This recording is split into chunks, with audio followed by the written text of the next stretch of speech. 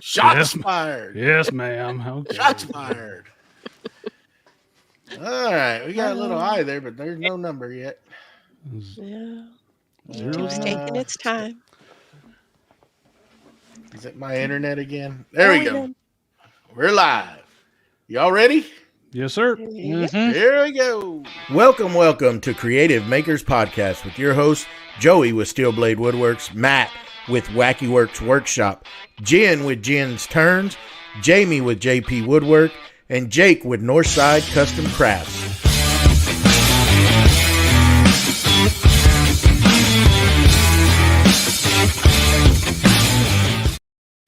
Welcome to Creative Makers Podcast, episode 52.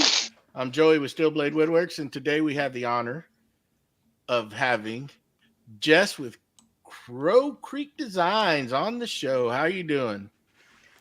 Good. How are you guys? He almost messed that up. Great. Well, I'm just going to tell you, we said to mute our phones, and as the intro was playing, I started hearing music, and I was like, where's that coming from? Well, my volume wasn't down. There we go. It threw me off a little bit. Hey, it's our year show, man. We'll learn how to do this after a while. Yeah. 1 year. You are on the show, and it's our 1 year anniversary. 2 days. Yes. 1 year since I didn't know it was actually an anniversary. No pressure. Yeah. Ooh. Yeah. So actually, it's great. Go down in flames. No. Hey, don't climb the hill halfway. Yeah. So, thank you for being on here, taking the time to be with us. And we usually just started off and just give us a little background or a long background, I should say, of how you started. I want to say just yelp so bad and just go from there. Just get it out of your system. Get it out of your system real quick. It is. Yeah. The answer to every question is yep. We're just gonna go with that. How did I get? And this is such an intriguing question to me. Somebody asked me today when I told them I was going to be on the podcast, and they're like, "Oh," they were asking me about it. They weren't really familiar with podcasts in general. And I was telling them, well, it's kind of usual questions. How'd you get here? How'd you start? Where are you going? What are you going to do? Et cetera, et cetera. And that got into the conversation of, would you encourage people to do what you do? Would you say, do what you do? And that really got me. It's actually been on my mind all day today.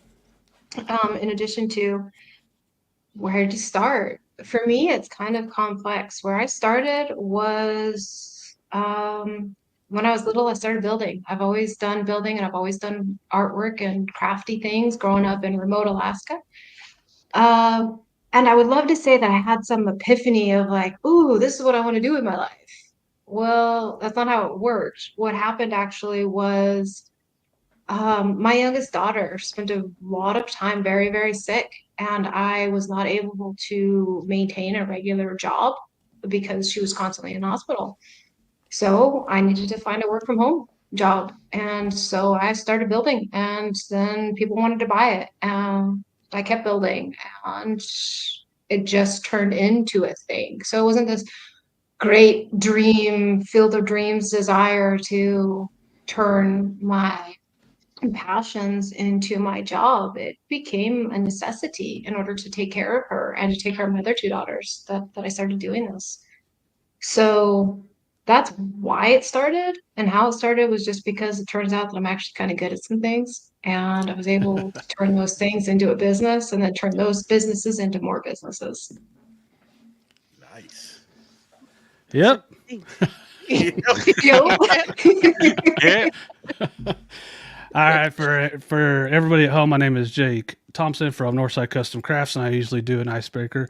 Icebreaker for you, Jess, is I don't know if you realize this or not, or whatever, but have you ever been invited to a podcast from somebody that's not a stalker, but a super fan? I was super curious about. I'm not a stalker, but there's usually something, and there's behind it. Like, I'm not a stalker, but I'm like right this close to being one. So, but we're okay. We're good. So no, I've actually not been. Well, I don't know. I'm going to say that, and then I'm going to get a message from somebody who's going to be like, "I was your first super fan, and you were on my podcast." So we'll just go with, "It's a pleasure to be on a podcast with somebody who would say that." Enjoys your work. Are you talking about me or Jen? Actually, He's giving me a hard time. Oh, yeah. Oh, we all will. We all will. Mhm. Your name has Yes. been brought up so many times and referencing certain every things time- with Jen. We know how much Jen, Every time loves your name and gets does mentioned, the she work. gets taller. She says, Oh yeah. Oh yeah. she's amazing. In case you guys didn't know that. "We know. Oh, we know. Mhm. We tell everybody." Good. Yeah. You should be, because I tell everybody as well. I appreciate you guys. Jess, but I am a super fan, and everybody knows that. Stalker. If they listen to anything, I am not a stalker because that's weird. That's what a stalker would say. I'm not a stalker. Anyway, No, I've had the immense pleasure of hanging out with Jen, and she's taken class with me. And like I said, I've bought stuff from her, and I have greatly enjoyed seeing all the stuff that she makes, right? Like you guys get to see it, and people who are familiar with your podcast have already got to see it, and hopefully more and more people will continue to be aware of the amazing stuff that she makes. But I don't ever look at it as no, I take that back. No, I did not say that. I wouldn't look at her as a stalker, as Sarah's been was. I wouldn't look at her as a stalker or even as a super fan. I would consider her actually more my friend. So oh, I'll get the hearts out. There you Hearts go. in the chat. Oh. virtual hugs. Jess, you know I enjoy hanging out with you and taking your classes and chatting with you every once in a while when we get to also. So I appreciate that. And these guys love to give me a hard time. So I knew I was going to take a few hits on this episode, but that's okay. It's worth it. My best friend. My best Mhm. friend. So, I appreciate you being here on our anniversary show. It means a lot. One of my questions for you is, you're mostly known these days for your epoxy work and Total Boat Mhm. and all of that, but you have a lot of artistic passions and other things. Can you tell our listeners a little bit about that? Yeah, it's been an interesting thing. As the years have gone by and I've been teaching at Woodcraft, one of the things that's been kind of weird is that I'll be teaching a class and people will be like, "So who does your builds for you?" I'm like, they're like, no, we're not talking about the epoxy work. Who does your builds for you? I'm like, me. So a lot of people don't realize that my background isn't in epoxy. I just was a thing that I needed to do in order to complete a project. So I started doing it. And then it was frustrating to me that I couldn't figure it out right away. So I figured it out and I added it to my toolbox there.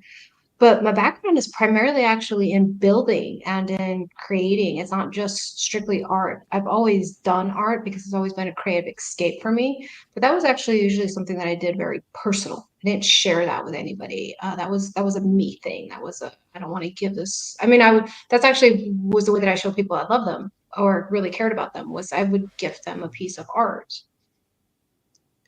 So I did. I really kept that part of my life pretty private until I needed to incorporate that into my work. So it's been a bit, I'm going to say challenging now that people think I only do epoxy pours. I do. Sometimes I go into a classroom and I've had a couple of folks talk to me like, I don't know what a table saw is or any of this kind of stuff. And I'm like, my shop would have put you to shame. Right. Like, and I try to keep that tone down a little bit. Yeah. So for as long as I've been doing art, I've been doing building and I've been doing creating. And I remember the first time I tiled the kitchen. I remember the first time I tore down a wall. And then when I sold that house, I had to put the wall back up. So I did what social media said to do, which was find your niche and really capitalize on it. But the downside to that was people don't realize that I actually can do anything else sometimes. You're just an epoxy person. You don't really know anything else. And it's been a little bit frustrating when I've been using it as a little bit way to educate people. So I don't know if that actually answers your question or if I just did everything but answer your question. But But it was a great answer. I love that it is a problem. I don't know if it's a problem, but it is out there that, you walk into a class and, or even when I'm doing events and when I was doing more of the woodworking and the epoxy stuff. And, at the time my husband would be there because he came to set up the tent and that was it. And then he stood there. And so these guys would walk up and they're like, "Oh, who makes your boards?" I'm like, "I do all of this." So he builds the boards and you pour everything. No, I said, "I do all of this." And they don't get it, but it's like that in a lot of arenas though. Like a lot of people know that, firearm safety training is also a passion of mine, and you get the same thing. You're like, "Oh, is that so and so's?" No, it's mine. A lot of people don't. They see one thing about you and they think that's all there is, and in their eyes that's who you are and what you do. So I love that you let people know that I do other things. I have these other capabilities, and I'm not a one-trick pony. So I kind of run into the same thing, Jess, because I do a lot of resin and silicone molds and stuff like that, and we do the weekly show on resin and pouring resin. But so I'll throw a dust collection video in there, or how to tune up your bandsaw video in there, just so you keep people reminded that that's not all that I do. Yeah. Mm. Yeah. And it's not gender specific by any means. It's across the Mhm. board, from hairstylists to bakers to woodworkers to artists. It's you just whatever arena you happen to be in at that moment Yeah. is a lot of the stuff that defines the questions and where you're at. So it's been a great opportunity for me to help educate people that it doesn't matter if you're 12 years old, you could be the builder. It doesn't matter if you're 98 years old, you could be the builder. It doesn't matter any of those things. You could be the builder. Yeah. Yeah, I do a wide range of things. I just don't stick to one thing. I mean, I could do 3D printing, I can do leather work, I could do a wide range of things. Sometimes it's just some people just think because my name, it's just woodworking, and it's quite deceiving because I do a lot of different things. I get bored, so I'm like, Mhm. have some squirrel moments and I'm jumping over here, maybe doing some resin or doing some silicone or 3D printing or doing something with leather. It's just all over the place with me, you know, uh, or I could build you a house if I needed to, one or the other. So, but it's Mm. cool to learn to have all those different traits, be able to do a wide spectrum of things. That's just, I guess, just the way I was brought up. To a lot of times we had to learn to do certain things because you just couldn't afford to pay somebody to come do it. You just Yeah. had to learn to do it. And that's how we've learned a wide range of things, especially myself, just saying myself. So anyhow. Yep. Yeah. All right. So, welcome, Jess. I am Jamie from JP Woodwork. So my question is, you have your own signature series of molds with the fine people at. Right, you're gonna have to apologise to yourself and the fine people over there, because I'm gonna pronounce this wrong. Ahon UI. I tried to help him out before the show, but it didn't work out. Artisans. Feel free to correct me, but No, I think we should go with what you said. Let's go with what you said. There you Ahon go. UI. So how did that relationship come about? Oh gosh, so relationships with companies are always such an interesting and intriguing process. That one has been very beautiful and was very easy. As I was teaching in woodcraft stores, and they were getting ready to release a lot of molds, and they had already started their partnership with Woodcraft. And I was teaching in Woodcrafts at this point. Let's see, this was coming up on 2 years ago. Yeah, 2 years ago.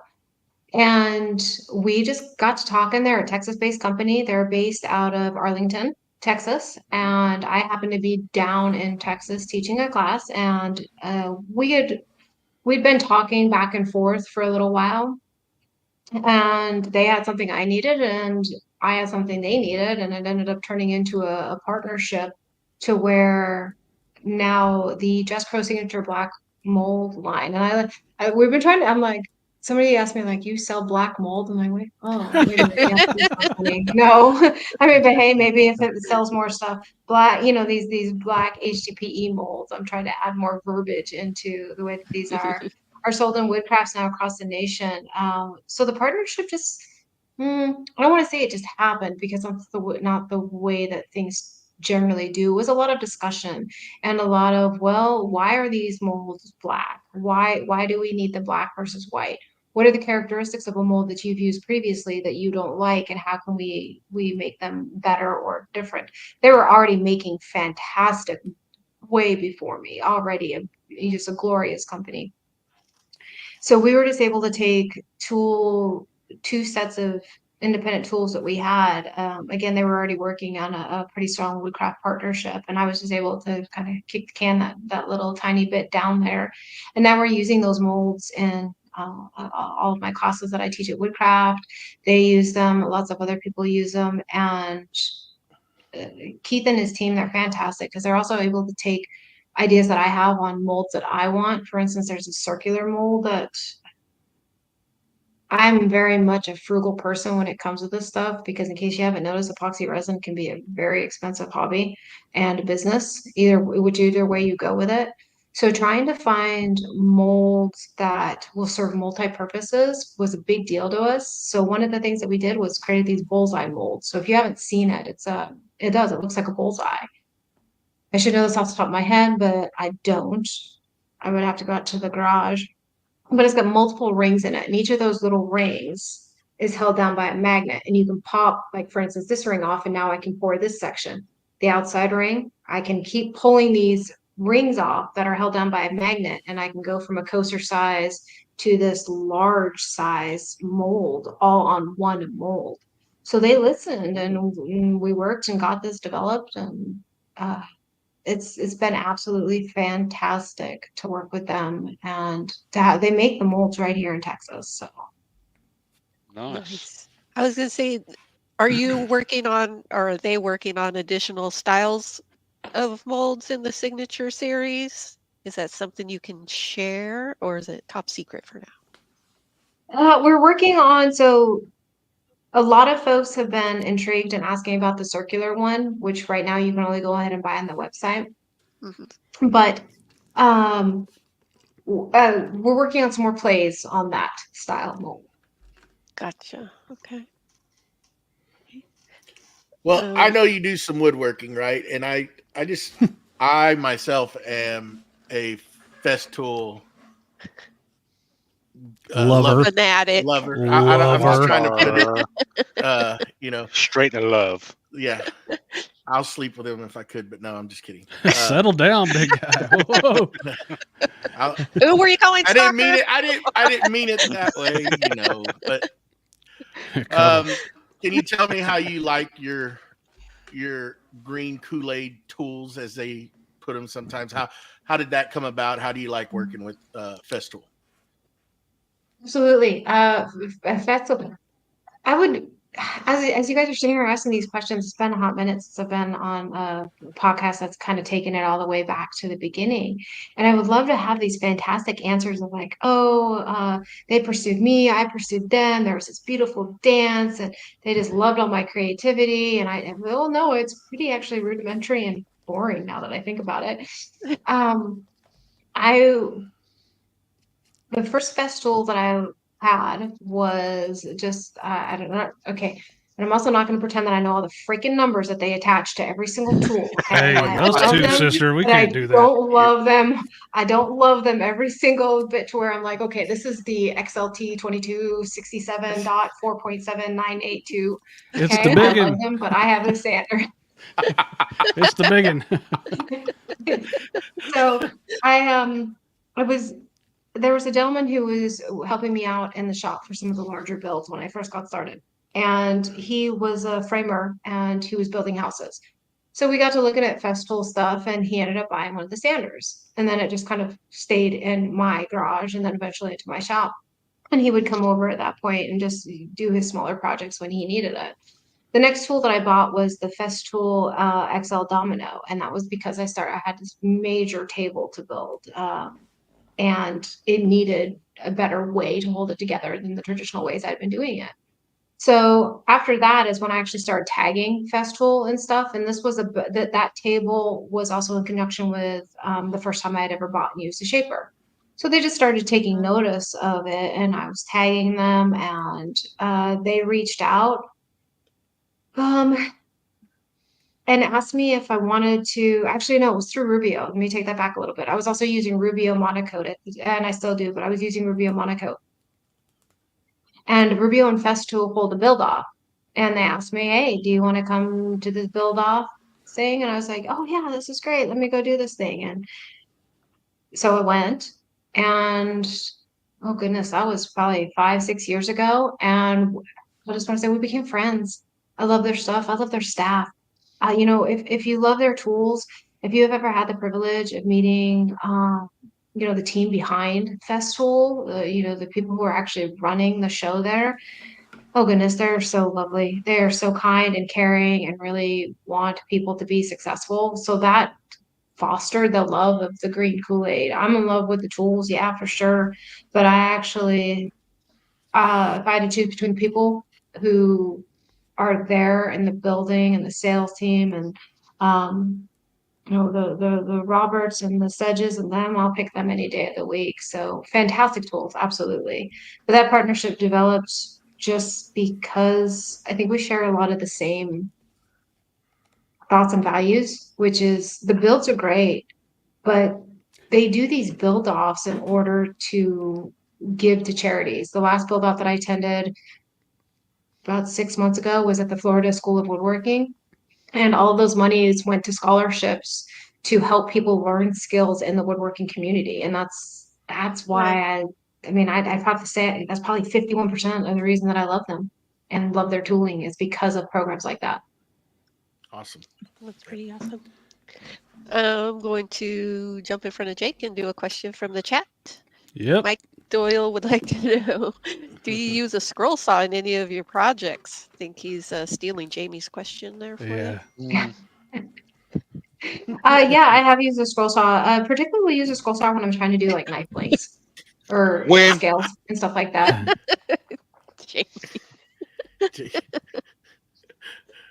Nice. Okay. But yes, I like scroll saw. I like things that cut things. Yeah, I have no problem. I want to talk about the teaching at Woodcraft. Is that you do it a lot, and I know Jen's went and seen you a couple times. Is that something that obviously you enjoy teaching, but is it nerve-wracking to meet a whole new group of people every time, or is that the best part of it? I would have to say that meeting new people each class. So for those of you who don't understand how that structure works is, for instance, I'll go into a Woodcraft for 3 or 4 days. And of those 3 or 4 days, I'll have 2 classes each day. And right now this year, well, the tail end of last year, the beginning of this year, this is the first time that I've had a 2-day class. So the ultimate class is in the morning, the first day, and then wraps up in the evening, the second day. So I have those students now twice. Or people who take multiple classes. I've had students take the entire series. So they're taking 5 or 6 classes and they're hanging out with me for 2 or 3 days, depending on that schedule.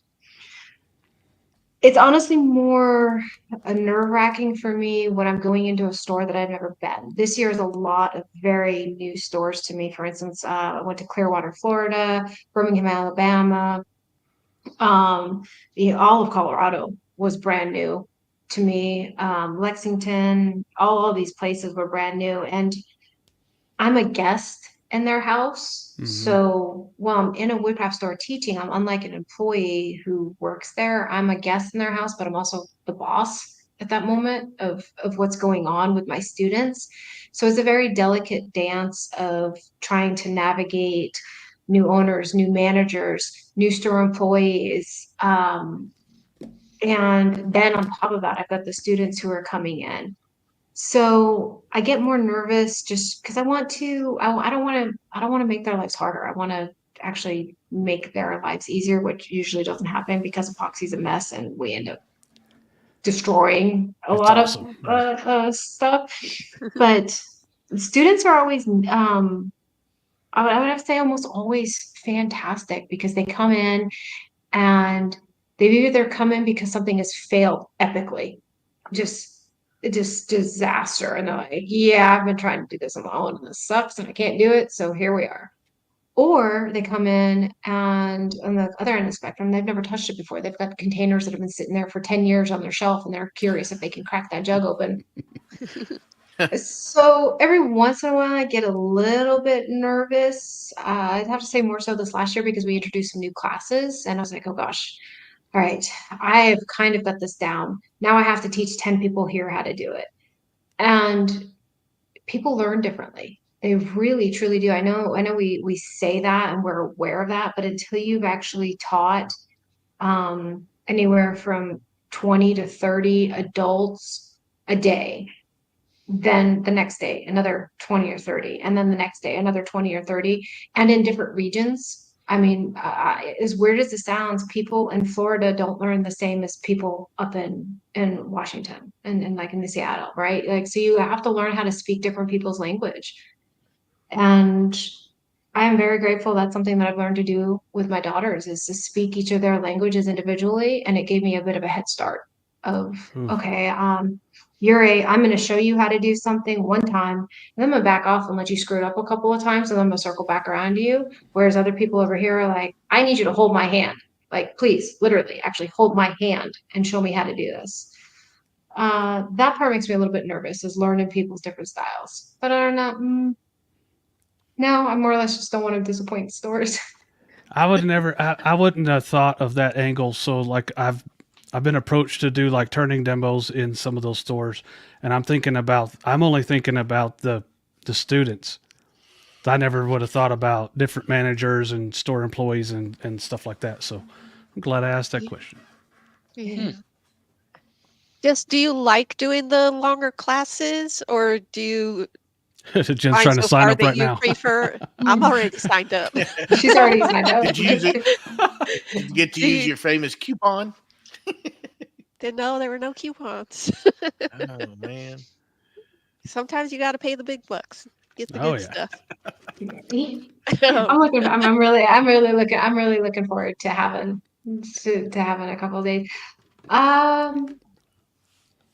I do. At first, I mean, as we're working out the nuances of this new 2-day class, there's a part of the class that when people first sit down and I hit them with the surprise right at the gate, I have to say almost every single class people are sitting there and I can see some of the folks are just like, I'm ready to go now. Actually, I don't really want to do that. That's not what I signed up for. And I got to get them to sit still because I'm like, no, just wait. This is going to work out. This is going to be okay. So that has caused me to be a little bit nervous about these longer format classes, but at the same time, I get to see with that project in particular so much potential. I taught at Mark Adams, and I was actually very afraid because that was a week-long class. I had the same students for 1 week, 5 days, and then there was a 2-day class. Like, what am I going to do with these people for 5 days or 8 hours a day? Like, what are we going to do?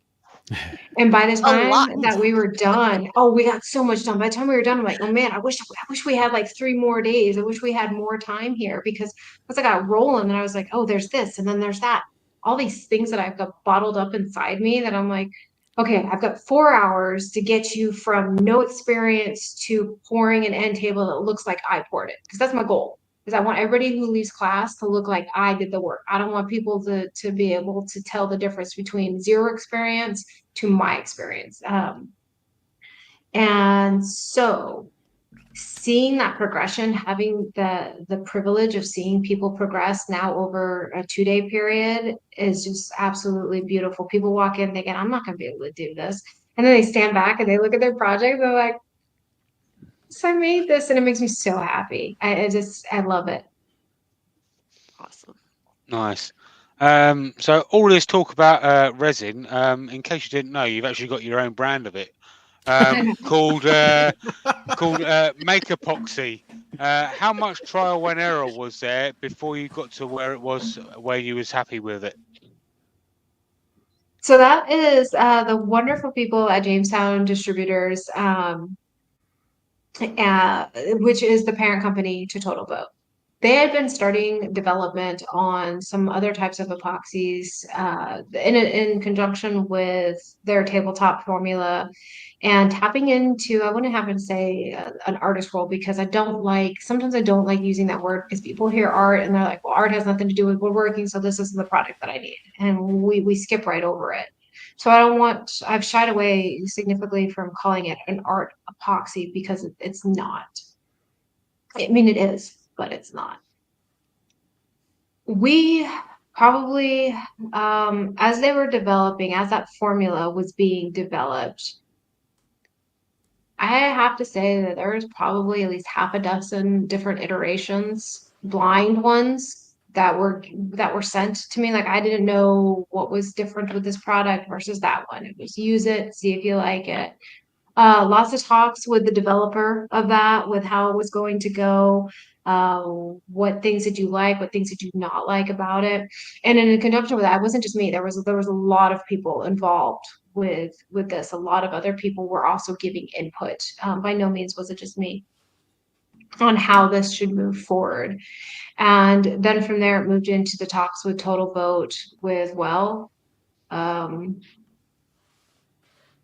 doing this thing, you guys are doing this thing. How about we do this thing together? Again, I would like to say there's this big giant, like, and the angels are singing and all those glorious lights coming down, and there's this beautiful thing. That happens to you a lot. Like it was sitting around in a bagel shop, and after lots and lots of talks of how can we make this a thing? How can we make this work? How can we take the skill sets that I have and the skill set that you guys have and make it accessible, affordable, and more? What was also wonderful about that partnership was, at the time, Total Boat was just direct to consumer. So for those of you who don't know, Total Boat is based out of Bristol, Rhode Island, and a fantastic family owned and run company for many, many years. As their name indicates, they kind of more or less got their start with the boating industry, and then it just segued further and further into the art and woodworking world. And the team there, again, my 51% is the team at Total Boat. So they were direct consumer at the time. And through my classes at Woodcraft, and through people coming into their classes and going, hey, we want this product. We want this. We want to be able to buy this product here. So it was all through student voices and the partnership between myself and Woodcraft that then led to the partnership between Total Boat and Woodcraft. And now you can get almost all Total Boat products at Woodcraft. So it's just this beautiful ladder and this step up of how these things have happened. Nice. Well, my question is going to be, how do you have time in a day to do anything? You seem to be very busy.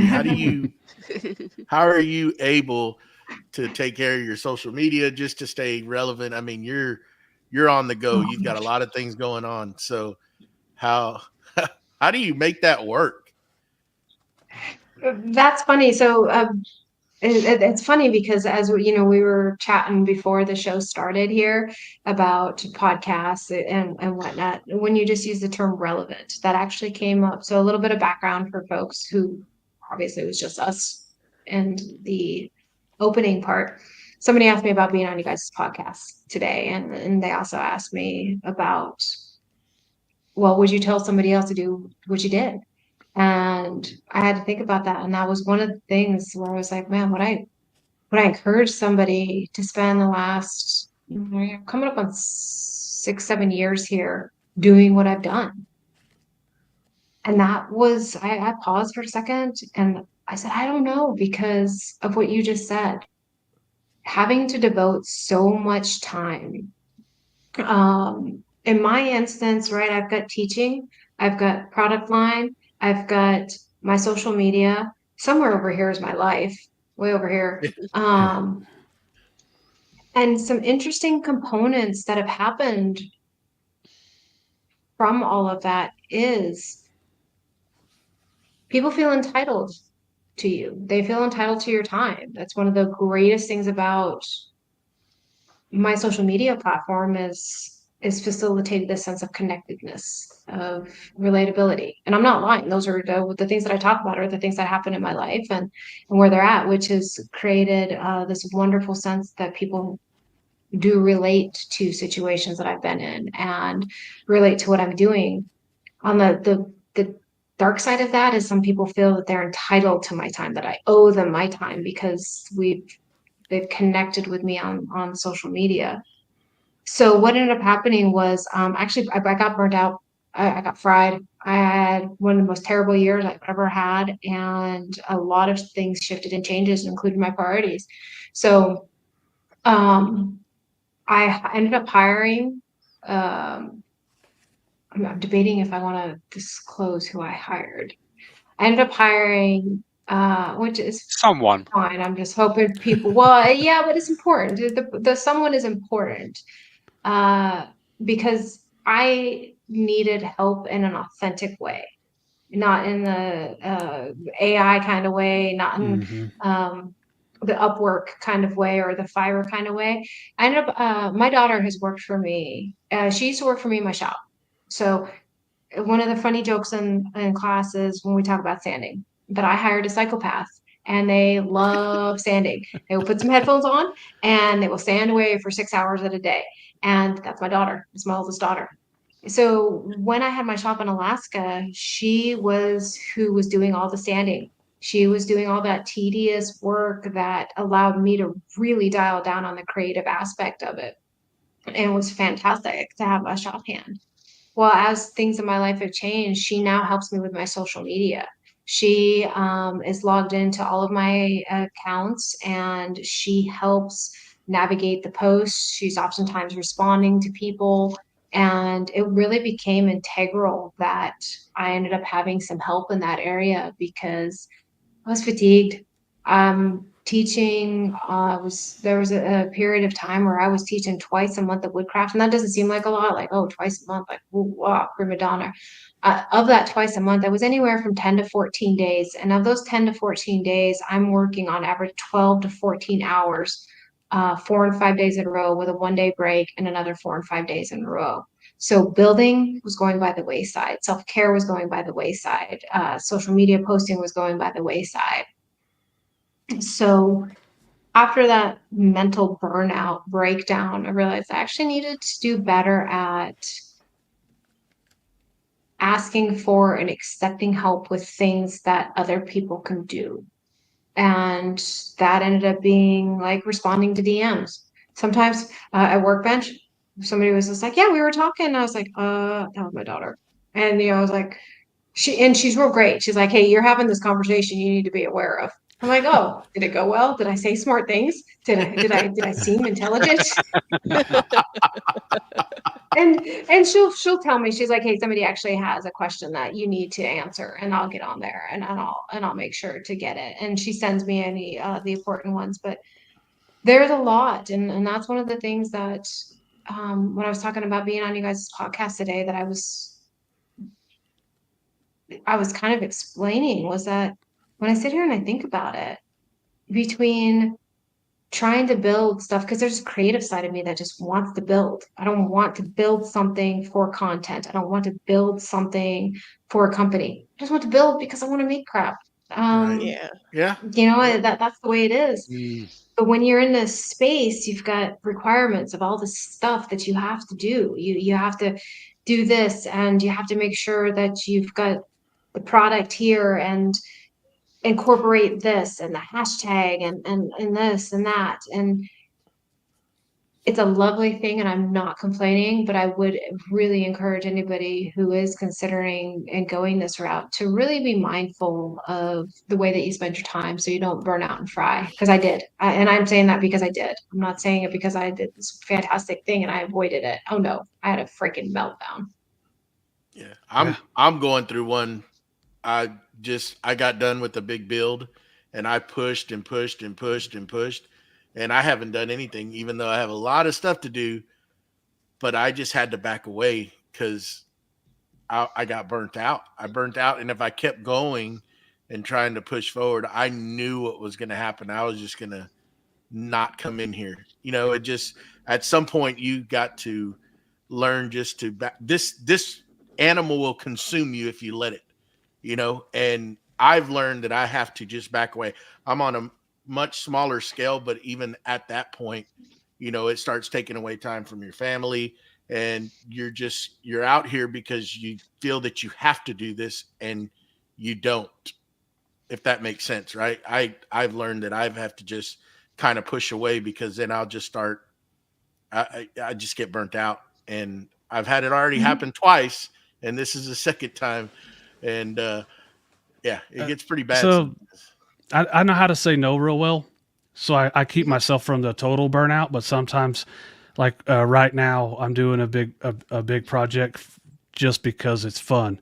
Like I said no to everything else, and I've put everything down, and I did a big project that I wanted to do.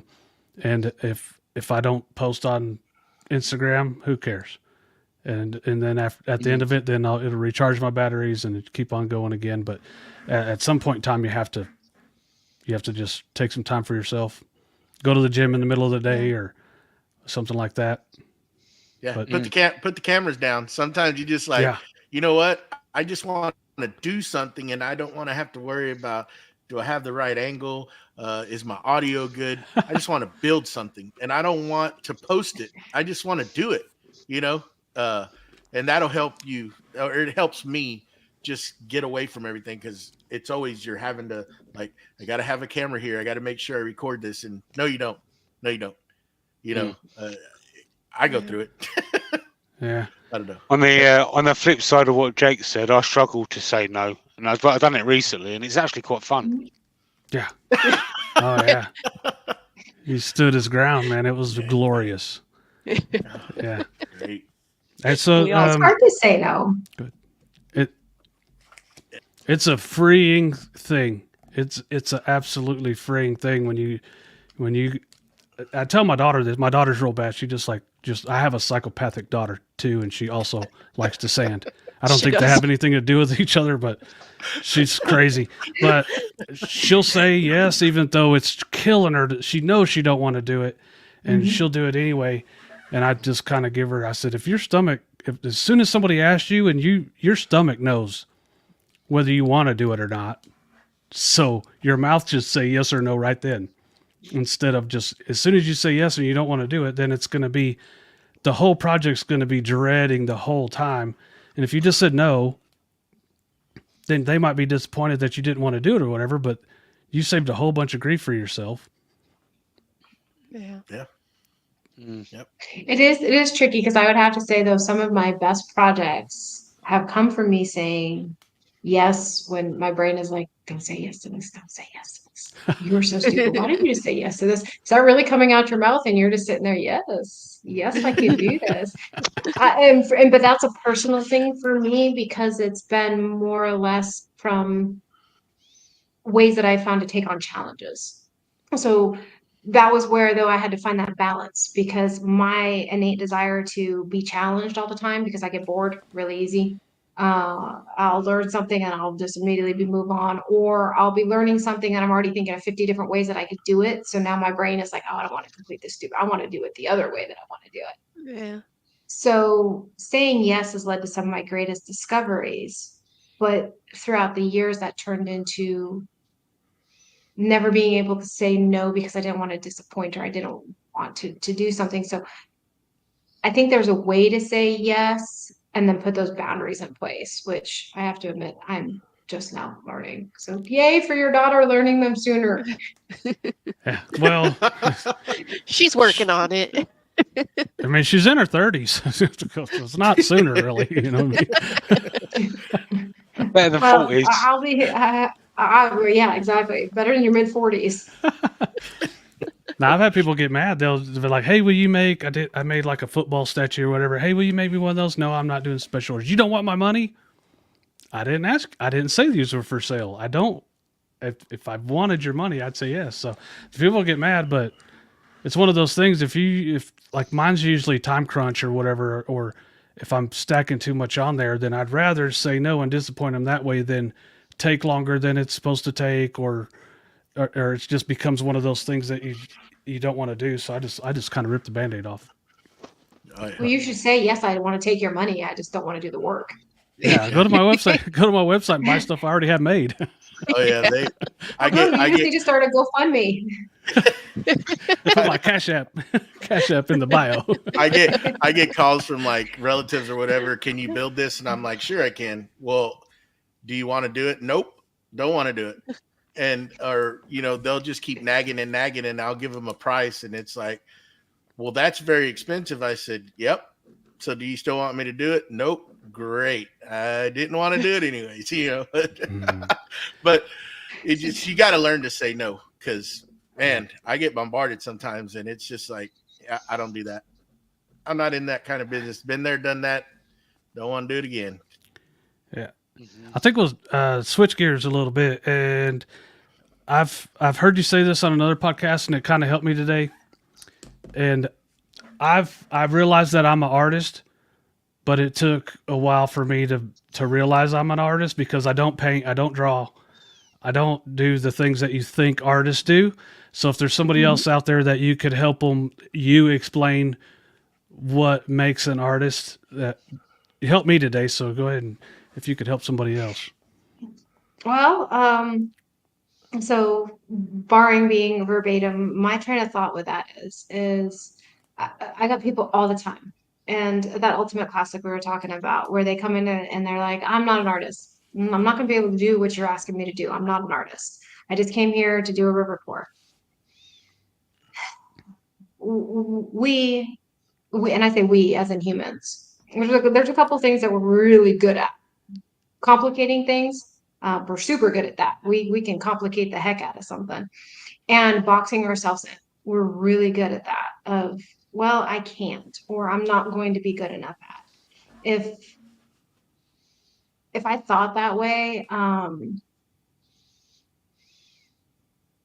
would never get anything done. So, artists, let me see here. I'm trying to think back on the best way that I can quickly describe this. I suck at math. Like, I mean, I'm not kidding. Like, I suck at math. For being somebody who does building, I am the epitome of like, all right, where's my cheat sheet? Where's 1/8? Where's 32nd? Okay, we can do this. We can do this. And then, oh, don't ask me to add those two things together. We're pulling out the calculator. So I look at somebody who is able to just look at numbers, and they just magically have that number in their head. That is artistry. That is an art. And they're like, oh no, that's just the way my brain works. I'm like, yeah, but you got to fine tune that. So an artist is anybody who has, and who either has to or has taken something, anything, whether it be a paintbrush, whether it be a tape measure, whether it be a set of knives that's going to turn a bowl, whether it's somebody who uses a CNC and they're creating these beautiful 3D intricate designs, to the gardener who's out there.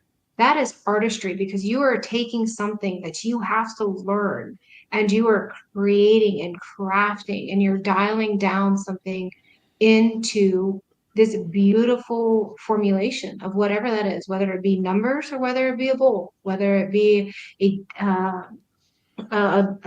sublime food dish that you've made, or somebody who is just, and I say this very tongue-in-cheek, just a mom who is making little butterflies out of the bread for her kids' sandwiches. Those are all forms of artistry, and we feel that as particularly I'd have to say in Western civilization, we feel that artistry is just limited to somebody who can paint, limited to somebody who can take some sort of canvas and put it on a wall, whatever that looks like. That's an artist. I couldn't be an artist because I'm just somebody who uses the CNC. I couldn't be an artist because I'm just somebody who does 3D printing. That's not the case. That's not the case whatsoever. Artistry comes from the desire to create something beautiful. And it doesn't matter what the medium is. Thank you for that. There you go. Nicely put. Yeah. Help me out. I get people all the time like that call me an artist, and I accept it now. But at the beginning, it was like, you're an artist. I'm like, get out, shut your mouth, whatever. So now I'm like, yeah, I get it.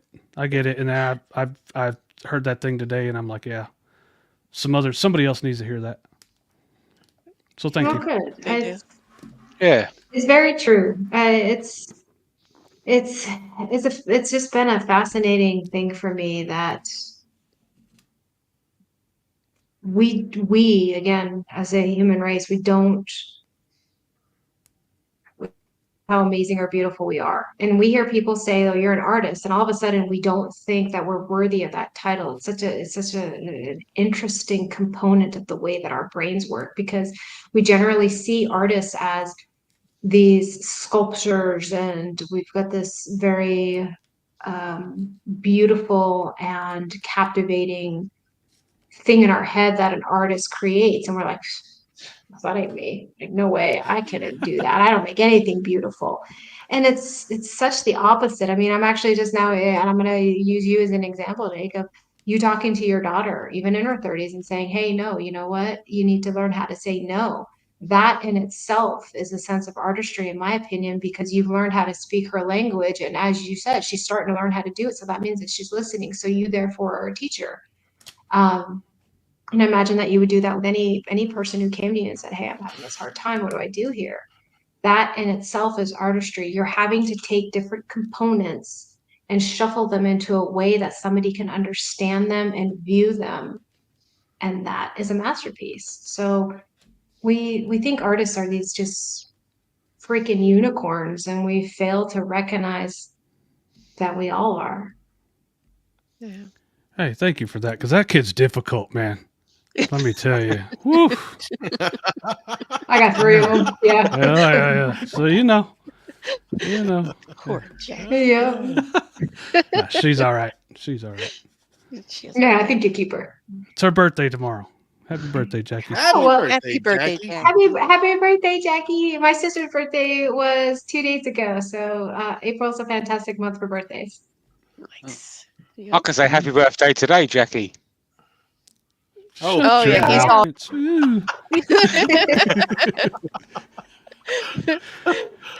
So just one of the things that I really love about you is that you're not afraid to branch out, try new things. Like you've said, you do the building, you've done beadwork, you have stuff in Swarovski's offices that we've heard about. I've really been loving working with the laser lately, and I keep trying to think of ways, how can I incorporate the epoxy work in with the laser work? And I've seen some of your pieces where you've been able to do it. And my question is, when you did those, like the lantern, the stained glass lantern, and that kind of stuff, is there ever a problem with like the soot or the charring messing with the epoxy, or do you have your laser settings dialed in so well that you don't get a lot of the charring? So I'm either about to make your day really good or really bad, Jen. We never ever laser epoxy, ever. No, not. I mean, cut the wood and then pour the epoxy. No. Thank We you. do not Yes. laser epoxy. So for the tape, Never. in case anybody who's listening, never. I have so many people who find out I have lasers, and I just want a disclaimer that you never ever laser epoxy. I'm so glad that I was like, no, she knows this. I don't have to say this, but I'm gonna say it anyway. Because it releases absolutely just toxic fumes. So for your woodworking, it depends on what type of wood I'm using, right? Like, so a walnut isn't going to be the same as a pine. So how do I incorporate laser work into my epoxy is I've gotten to a point with my epoxy work where I can control it a little bit better. So when I first started doing like the stained glass things, because I don't need another hobby and I have a complete admiration for stained glass. I've been fascinated with it since I was a kid, but I don't need to add that to my toolbox because the next thing I know that I'm gonna need a stained glass room and I'm gonna need all the tools for that. And then what epoxy? There's not gonna be any of that anywhere. So a lot of my laser work was because I wanted to find ways to get that look, was to get that stained glass look. So for charring and whatnot, it just depends on what I'm doing and what I'm using for tooling. It's laser work is very actually similar to epoxy work. It's not one size fits all. You have to be able to use the different tools. You know, a 150 watt laser is not going to cut the same as a 7-watt laser that's attached to your CNC. And we sometimes think that they're going to do that. Yeah. When you're working with epoxies too, and I'm kind of thinking of specific projects in my head now. One of the things that I love doing was taking live edge slabs and putting words up at the top and then doing a pour below that. Well, when I first started doing that, I would put the words in there and then I'd end up pouring over it completely. It was like, oh, well, that was a complete waste of time. But then I ended up thinking like, oh, well, this would be cool. Now I've got all these designs underneath the epoxy. How can I make this work the way that I want it to? And then tumblers, of course. I saw some fantastic tumblers before, and I think you did a decaled ones and then also lasered ones. I think you can incorporate both of those beautifully. And unfortunately, yeah, different lasers, different cups, different wood, all of those things play such a dynamic role in those end results that I'm hesitant to give any sort of solid answer on that because somebody's going to come back and they'll be like, okay, you said on this wood that I could go at this speed and use this laser with this epoxy, and now my house burned down. So yeah. No, every laser, every epoxy, every product is different, and you definitely have to test and see what's going to work in your situation, and even just the weather where you are is going to play a role. Joey pouring when it's 120 degrees outside already. Hey, That's a quick pour. Hey, That's a quick I pour, made man. it work. I took it to the limits, and the label was actually wrong, and I proved it. It cracked a little bit, but hey, you know. I think I have to incorporate that into a class slide now. The label was wrong, and I proved it. Was wrong. Tell you what my boss does, Joey. One is not a trend. No, see, I was doing an inlay, right, and Jake wasn't on there, so we got any resin questions, we go to Jake, and Jamie. We were in a private hangout, and I was like, Jamie, you think it's hot? You think it's too hot, and it was 117 degrees out in the shop, midsummer, and he said, "Nah, mate, you'll be fine. Just pour it." And I'm like, "Well, that's about what temperature we're supposed to pour it at, but we're gonna start mixing it at that." It literally just went like so quick. I mean, that stuff. Yeah. I have never seen that stuff get so hot where it was smoking and it started curling the solo cup just from the heat, but it got so hot, and I don't. Right. Yeah, well, but I still made it work. My point is, I still made it work, and it still worked. But don't do that at home. Hashtag don't try that at home. Don't try that. Yeah, no, don't. Yeah, I mean, if you try it at home, just be prepared for wasted product or fire. Yeah. Those kind of things. Yeah. Not good. All right. Yeah, I think is it me now? Yeah. We have about 2 minutes left if you want to start the speed round. Jake. Okay. Yeah. Oh no. We're going from me or Jake or? Go ahead. Yeah. All right. So this one's gonna probably come off a little bit creepy. Here we go. I scrolled back 161 weeks ago on your Instagram, and I love what you've done with your bathroom. and I saw you. I saw that you was playing around on a lathe. Do you still dabble in wood turning, or is that something that's behind you? Nope. I actually just I have access to two. Well, yes. Yes. I still do it. There you There we go. Yep. On to the next one. On to the next one. What has been the biggest table you made? 25 feet long for the Kuskokwim Native Corporation in Anchorage, Alaska. It had 12 ulus carved into each exact location where those villages were along the lower Kuskokwim River. And the purpose of the table was to remind the money, the CFOs, the CEOs, all those people who came in there, who they served. Wow, nice. And it's beautiful. Mm-hmm. There you go. It's awesome. Sounds good. I guess I just want to, if I'm doing a last speed round, I don't have a question, but thank you very much for coming to see us and dealing with my daughter's question, man. There you go. There you go. Jen, you got Oh anything? no, it is an honor. Thank you guys very much for having me. It's yeah, it is. It's always an immense honor to be asked to be anywhere. And I would like to say, if somebody has asked me once, like, would you teach one person? Like, if one of your wood classes only had one person in it, would you teach or would you cancel? I would teach all day long because that's one person who wanted to hang out with me, and that means that's Awesome. to me important. So I appreciate you guys having me on here, especially on your anniversary. Congratulations to that, very, very much. And so yes, so it's quite a privilege. Thank you. Thank you. you. I did have one last thing, one topic that we didn't get to, just was your amazing book.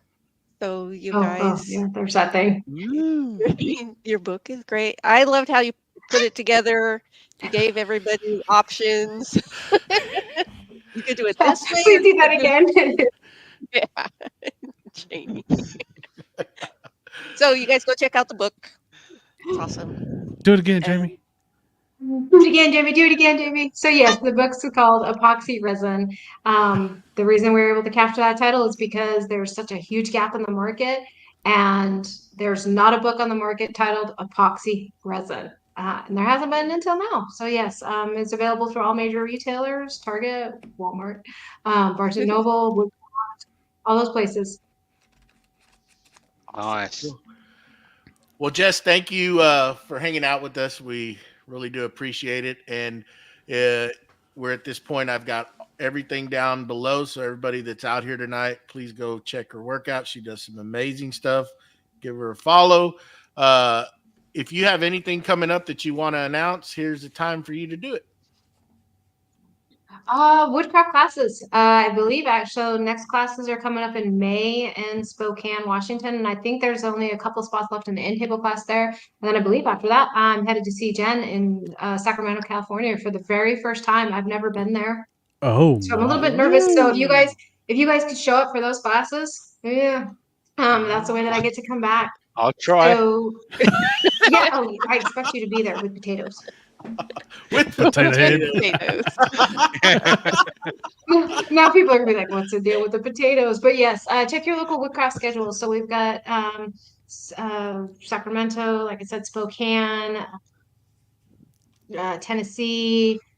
Now I'm on pressure. I'm trying like, oh no, I'm gonna leave out somebody and I can't remember where I'm teaching. So yes, check your local woodcraft. There we go. Jenny. Okay. Thank you, Jess, so much. You're I really glowing. appreciate you. I'm a happy girl. So this weekend I have a community event, and there'll be a lot of nonprofits and like sports leagues and stuff there. So I'm going to go try and sell some cups if anybody needs some engraving. Your girl. And that's about it. But I do want to say, and I have to put my glasses on for this. Happy Administrative Professionals Day today, you guys. That was so nerdy and awesome. There you go. Jamie Page. I was finally able to get back out into the shop this week. I managed to get 3 projects done. I want to just keep on pumping them out. And we've got cartoons on Saturday. There we go. Good job, Jamie. Here we go. Saturday morning cartoons. We got a bunch of stuff planned. Actually, we don't have anything planned yet, but we'll do that tomorrow. But we did get these cups from Jen, And we're going to give the Nice. first one away. He's going to go to Markel because it's a birthday, and he don't know that we was going to give it to him anyway. So, Congrats, Markel. Mark. You're stuck with a Gen code. This is a happy birthday thing. Saturday, I'll show you that Saturday, give it to you, and I'll send it out with your Blink Club stuff. So come to Cartoons, hang out with us, and we'll have a good time. Joey Gonzales. Well, I got to finish up a video on the little diode laser, and then I'm going to be finishing the closing off the door for this office build. And then other than that, that's about it.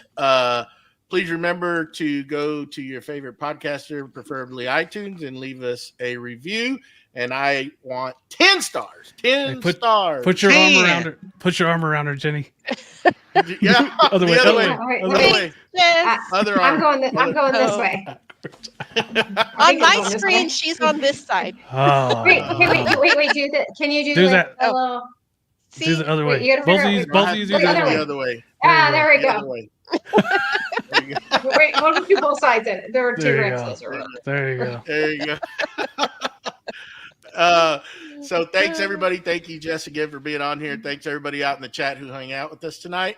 Next week we have Mr. Izzy Swan on the show. So come back. Great guy. Can't wait to talk with him. And yeah, y'all have a good night. Thanks everybody. And we will catch y'all later. Bye-bye.